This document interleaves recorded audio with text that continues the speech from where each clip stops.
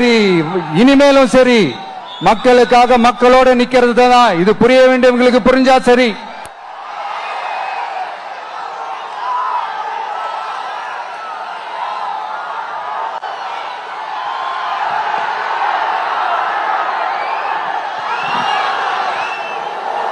மீனவர்களுக்காக குரல் கொடுக்கிற இதே சமயத்துல நம்ம தொப்புள் கொடி உறவுகளான ஈழத் தமிழர்கள்,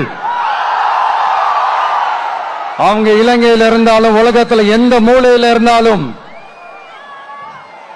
தாய்ப்பாசம் காட்டின தலைவனை இழந்து தவிக்கிற அவங்களுக்காகவும் குரல் கொடுக்கிறது, அவங்களுக்காகவும் நிக்கிறது நம்மளோட கடமை இல்லையா? மீனவர்களோட உயிர் எந்த அளவுக்கு முக்கியமோ அந்த அளவுக்கு ஈழத் தமிழர்களோட அவங்களுடைய கனவுகளும் அவங்களுடைய வாழ்க்கையும் நமக்கு ரொம்ப ரொம்ப முக்கியம். நம்ம மீனவர்கள் படுற இந்த கஷ்டத்தை எல்லாம் பார்த்து ஒரு பெருசா ஒரு கடிதம் ஒண்ணு எழுதிட்டு அதுக்கப்புறம் கப்சிப்னு சைலண்டா போறதுக்கு நாம ஒண்ணு இந்த கபட நாடக திமுக அரசும் கிடையாது. மற்ற மீனவர்கள்னா இந்திய மீனவர்கள், நம்ம மீனவர்கள்னா தமிழக மீனவர்கள். இப்படி பிரிச்சு பார்த்து பேசுறதுக்கு நாம ஒண்ணு பாசிச பாஜக அரசும் கிடையாது. நிரந்தரமான தீர்வு, நிரந்தரமான ஒரு இந்த ப்ராப்ளத்தை சால்வ் பண்றதுதான் நம்மளுடைய ஒரு முக்கியமான ஒரு அஜெண்டாவே. சரி, இப்ப நம்ம நாகப்பட்டினம் ஏரியாவுக்கு வருவோம்.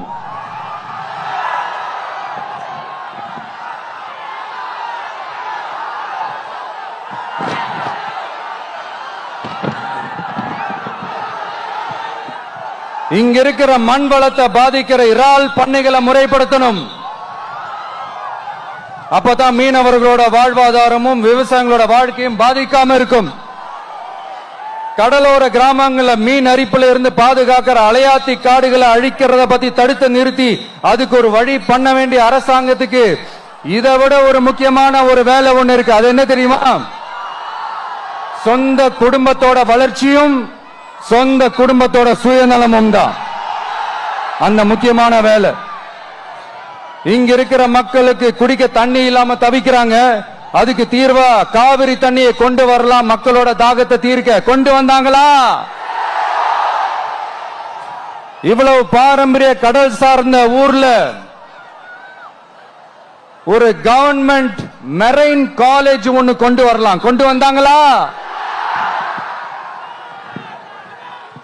மீன் சம்பந்தமான எந்த தொழிற்சாலையும் அமைக்கலாம். அமைச்சாங்களா? அட்லீஸ்ட் நிறைய பேருக்கு வேலை வாய்ப்பு கிடைக்கிற மாதிரி தொழில் வளர்த்தியாவது பெருக்கலாம். அதையாவது செஞ்சாங்களா? ஆனா ஒவ்வொரு டைமும் வெளிநாட்டுக்கு டூர் போயிட்டு வர்றப்பெல்லாம் அத்தனை கோடி முதலீடு, இத்தனை கோடி முதலீடுன்னு சிஎம் அவர்கள் சிரிச்சுக்கிட்டே சொல்லுவாரு. சிஎம் சார், மனசை தொட்டு சொல்லுங்க, வெளிநாட்டு முதலீடா இல்ல வெளிநாட்டுல முதலீடா? ஒட்டுமொத்த தமிழ்நாட்டுக்கும் முதலீடா இல்ல உங்க குடும்பத்தோட முதலீடு வெளிநாட்டுக்கு போகுதா? வேளாங்கண்ணி, நாகூர், கோடியக்கரைன்னு இங்க இருக்கிற டூரிஸ்ட் பிளேஸ் எல்லாம் கொஞ்சம் நல்லா டெவலப் பண்ணலாம். பண்ண என்ன குறைஞ்சா போயிடுவீங்க? வேதாரண்யம் பகுதியில் உப்பு ஏற்றுமதி செய்யறதுக்கு வசதியை செஞ்சு கொடுக்கலாம். செஞ்சாங்களா? நாகூர் ஆண்டவர் அரசு மருத்துவமனையில பிரசவம் பார்க்கிற டாக்டரே இல்லையா? நாகப்பட்டினம் புது பஸ் ஸ்டாண்டையாவது சுத்தமா சுகாதாரமா வச்சுக்கிறாங்களா? நாகப்பட்டினம் ரயில்வே ஸ்டேஷன் வேலைகளை சீக்கிரமா முடிச்சு வைக்கலாம். அதையாவது செஞ்சாங்களா? இங்க ஏற்கனவே இருந்த ஸ்டீல் ரோலிங் மில்லையும் ரயில் பெட்டி தயாரிக்கிற தொழிற்சாலை மூடிட்டாங்க. அத மறுபடியும் திறந்தா நிறைய பேருக்கு வேலை வாய்ப்புகள் கிடைக்கும். ஏன் அதை பத்தி யோசிக்கல? மேலக்கோட்டை வாசல் NH மேம்பாலம் கட்டி 50 வருஷம் ஆச்சு. அது சரியா மேம்படுத்தலாம். அதை செஞ்சாங்களா? Thanjavur to Nagapattinam NH road வேலை பல வருஷமா நடக்குது. இன்னும் முடிச்ச பாடே காணும். அதை வேகப்படுத்தி முடிச்சிருக்கலாம். அதையாவது செஞ்சாங்களா? ரொம்ப முக்கியமா நெல்லு மூட்டையெல்லாம் மழை காலத்துல வெள்ளத்துல நனைஞ்சு நம்ம விவசாயிங்க எவ்வளவு வேதனைப்படுறாங்க. அதுக்கு சரியான ஒரு குடவுன் கட்டி தரலாம். அதையாவது கட்டி தந்தாங்களா? எலெக்ஷனுக்கு முன்னாடி திமுக காரங்க வந்து செய்வோம் செய்வோம் செய்வோம் செய்வோம்னு சொன்னாங்களே, செஞ்சாங்களா? இதெல்லாம் எதுவுமே செய்யாம எல்லாத்தையும் செஞ்ச மாதிரியே அதையும் பெரியமையா வேற சொல்லுவாங்க இவங்க. நான் வந்து போன வாரம் திருச்சிக்கும் அரியலூர் மாவட்டத்துக்கும் போய் நம்ம மக்களை சந்திக்க போயிருந்தேன். அப்போ பெரம்பலூரும் போக வேண்டியது. அங்க சில ரூல்ஸ் அண்ட் ரெகுலேஷன்ஸ், ஒரு கட்டத்துக்கு அப்புறம் இந்த பஸ்ஸே மூவ் ஆகல. அதுக்கப்புறம் அதை தாண்டி ஒரு டைமுக்கு மேல பேசுறது, சரி அதெல்லாம் விடுங்க. இந்த நேரத்தில் பெரம்பலூர் பகுதி மக்களுக்கு நான் மன்னிப்பு கேட்டுக்கிறேன். சீக்கிரமாவே உங்களை தேடி நான் வருவேன் ஃபார் ஷுவர். நம்ம வந்து இந்த டூர் பிளான், இந்த ஷெட்யூல் போட்டதுக்கு அப்புறம் அது என்னப்பா சனிக்கிழமை சனிக்கிழமை சனிக்கிழமை அப்படின்னு ஒண்ணு ஸ்டார்ட் ஆச்சு. அது ஒண்ணு இல்ல, உங்க எல்லாரையும் வந்து பார்க்கும்போது உங்களுக்கு எந்த விதமான டிஸ்டர்பன்ஸும் இருந்துடக்கூடாது. முக்கியமா உங்களோட வேலைகளுக்கு எந்த விதமான டிஸ்டர்பன்ஸும் இருந்துடக்கூடாது அப்படின்ற ஒரே காரணத்துக்காக தான் இப்படி வீக்கெண்டா பார்த்து இப்படி இந்த பிளானை ஷெட்யூல் பண்ணோம். லீவு நாட்கள்ல ஓய்வு நாட்கள்ல வரணும்ன்றதான் அந்த எண்ணமே. அது மட்டும் இல்ல, அரசியல்ல சில பேருக்கு நம்ம ஓய்வும் கொடுக்கணும் இல்லையா? அதனாலதான் இந்த ஓய்வு நாட்களா பார்த்து இப்படி செலக்ட் பண்ணோம். சரி, இப்ப நம்ம மக்களை சந்திக்கிறதுக்கு, நம்ம சொந்தங்களை சந்திக்கிறதுக்கு எத்தனை கட்டுப்பாடுங்க. அந்த இடத்துல பர்மிஷன் இல்ல, இந்த இடத்துல பர்மிஷன் இல்ல. ஆனா அதுக்கான காரணங்கள்லாம் நீங்க கேட்டீங்கன்னா சொத்தையான காரணமா இருக்கும். அங்க பேசக்கூடாது, இங்க பேசக்கூடாது, 5 நிமிஷம் தான் பேசணும், 10 நிமிஷம் தான் பேசணும். நான் பேசுறதே 3 நிமிஷம் தான். அதுலயும் அது பேசக்கூடாது, இதை பேசக்கூடாதுன்னு சொன்னா அப்புறம் தான் எதை தான் பேசுறது. அரியலூர்ல போனப்போ நான் கரெக்டா அந்த ஊருக்கு போறதுக்கு முன்னாடி ஒரு அந்த ஏரியாலேயே அந்த பவர் கட்டு. அப்புறம் நான் திருச்சிக்கு போய் நான் பேச ஆரம்பிச்சதுக்கு அப்புறம் அந்த ஸ்பீக்கருக்கு போற அந்த வயரு கட்டு. இல்ல, நான் தெரியாம தான் கேட்கிறேன் சிஎம் சார். ஃபார் எக்ஸாம்பிள், இப்ப ஒரு RSS தலைவர் இங்க வராருன்னு வச்சுக்கோங்க, இல்ல நம்ம பிரதமர் மோடிஜி அவர்களோ இல்ல உள்துறை அமைச்சரோ இங்க வராருன்னு வச்சுக்கோங்க. இந்த மாதிரி கண்டிஷன்ஸ் எல்லாம் போடுவீங்க, இந்த மாதிரி பவர் கட் பண்ணுவீங்க, இந்த மாதிரி வயர் கட் பண்ணுவீங்க. கொஞ்சம் கட் பண்ணி தான் பாருங்களேன். முடியாதுல, பேஸ்மெண்ட் அதிரும்ல. நீங்க தான் மறைமுக உறவுக்காரர்களாச்சே. இதாவது பரவாயில்லைங்க. இதை தாண்டி ஒரு ரூல் ஒண்ணு போட்டாங்க, பஸ்ஸுக்குள்ளேயே இருக்கணுமா, பஸ் விட்டு வெளியில வரக்கூடாதான், கையை இவ்வளவுதான் தூக்கணுமா, இப்படியே வரணுமா, மக்களை பார்த்து சிரிக்காத, மக்களை பார்த்து கையசைக்காத, இப்படியெல்லாம். ஐயோ ஐயோ ஐயோ, நானும் என்னவோ ஏதோ நினைச்சேங்க. செம்ம காமெடியா இருக்குங்க. I am just enjoying like anything. நேரடியாவே கேட்கிறேன், சிஎம் சார் மிரட்டி பாக்குறீங்களா?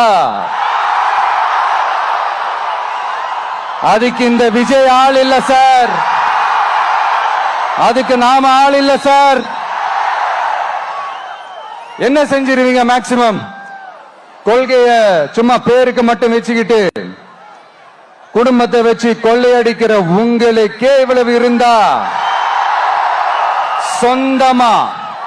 சொந்தமா உழைச்சி சம்பாதிச்ச எனக்கு எவ்வளவு இருக்கும்?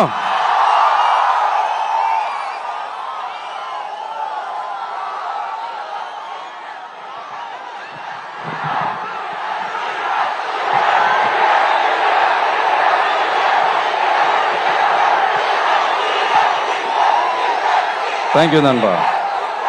என்ன நாங்க பெருசா கேட்டுட்டோம்? மக்கள் வந்து நிம்மதியா ஃப்ரீயா நின்னு பாக்குறதுக்கு ஒரு இடம். அதை நாங்க தேர்வு செஞ்சு அதுக்கு பர்மிஷன் கேட்கிறோம். ஆனா நீங்க என்ன பண்றீங்க? அந்த இடத்தையெல்லாம் விட்டுட்டு நெருக்கடியோட, மக்கள் நெருக்கடியோட எங்கெல்லாம் நிப்பாங்களோ அந்த இடமா பார்த்து செலக்ட் பண்ணி தெரியுங்க. உங்க எண்ணம் தான் என்ன சார்? நான் அவங்கள பார்க்க கூடாது, அவங்களோட பேசக்கூடாது, அவங்க குறைகளை கேட்க கூடாது, அவங்களுக்காக குரல் கொடுக்க கூடாது, என்னதான் சார் உங்க எண்ணம்? சரிங்க சார், ஒரு அரசியல் தலைவன் அப்படின்றதெல்லாம் மறந்துருங்க. ஒரு சாதாரண ஒரு தமிழ்நாட்டு மண்ணோட ஒரு மகனா, ஒரு நம்ம தமிழ் மக்களோட ஒரு சொந்தக்காரனா, என் மக்களை, என் குடும்பத்தை, என் சொந்தங்களை நான் பார்க்க போனா என்ன பண்ணுவீங்க? அப்பவும் தடை போடுவீங்களா? வேணாம் சார். இந்த அடுக்குமுறை, இந்த அராஜக அரசியல் வேணாம் சார். நாம ஒண்ணு இங்க தனியால் இல்லைங்க சார், மாபெரும் மக்கள் சக்தியோட பிரதிநிதிங்க சார், மாபெரும் பெண்கள் சக்தியோட சகோதரன் சார், மாபெரும் இளைஞர் இயக்கமா இருக்கிறோம் சார். மறுபடியும் சொல்றேன், 2026 ரெண்டு பேருக்கு நடுவுல தான் போட்டியே. ஒண்ணு இன்னொன்னு,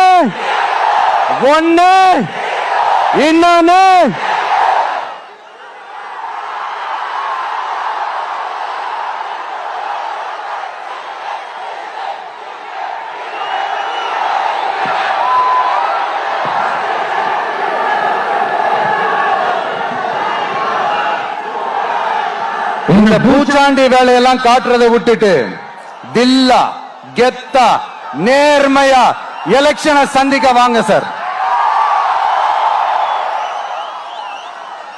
பார்த்துடலாம் சார்.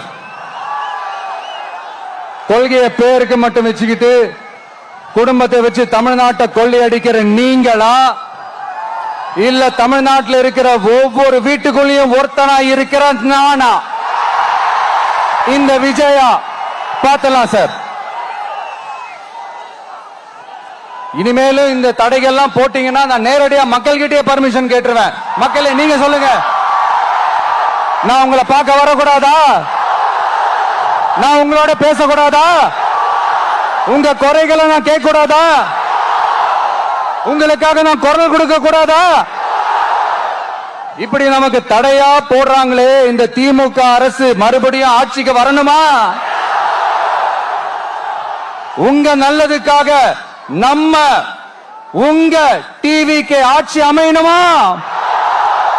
சத்தமா கேட்டுச்சா மை டியர்? ஏன்பா, நான் தான் அப்பவே சொன்னல, அவருக்கு ஆசையா பாசமா கூப்பிட்டா பிடிக்க மாட்டேங்குது. ஏன்பா மறுபடியும்? கேட்டுச்சா சிஎம் சார்?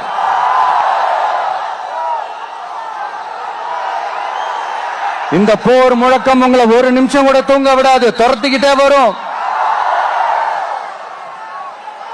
கான்பிடண்டா இருங்க, நல்லதே நடக்கும், வெற்றி நிச்சயம். மீண்டும் சந்திக்கும் வரை நன்றி, வணக்கம்.